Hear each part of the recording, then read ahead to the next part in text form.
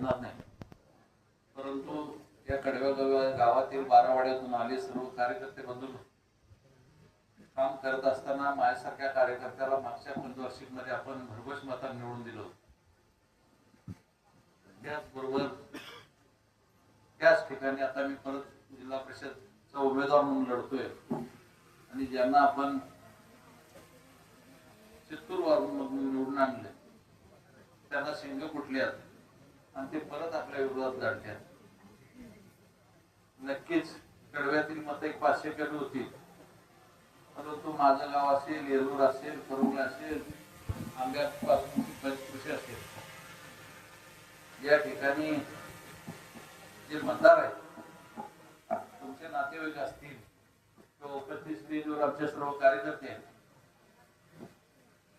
यांच्या वतीने मी सांगू शकतो या पंचकृषीमध्ये आदरणीय अमर खोत आणि मी आमदार सावकार साहेबांच्या नेतृत्वाखाली काम करतोय आणि गेली 10 वर्षामध्ये या तालुक्याचा चेहरा मोहरा बदलण्याचं काम करतो.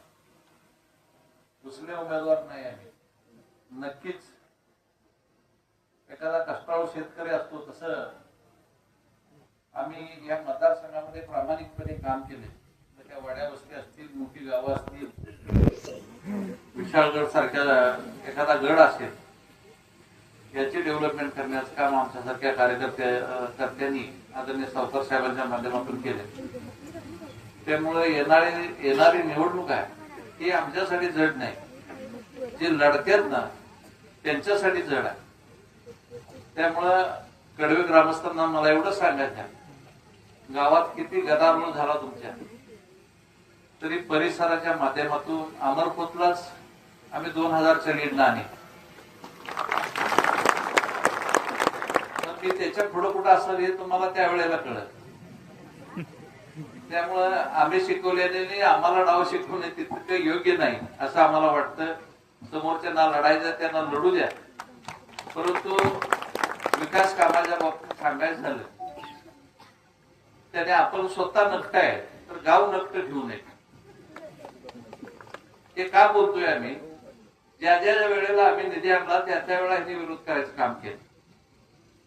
आता तुम्ही जर शिंदेवाडीची अवस्था बघितली तर त्या माता भगिनी दूध घालायला येताना असताना अवस्था असेल, घरला जाताना असेल, मुलांना शाळेला येताना अवस्था असेल, किंवा पाटाच्या भोसलेवाडीची अवस्था बघितलं तर त्या मुलांची काय अवस्था.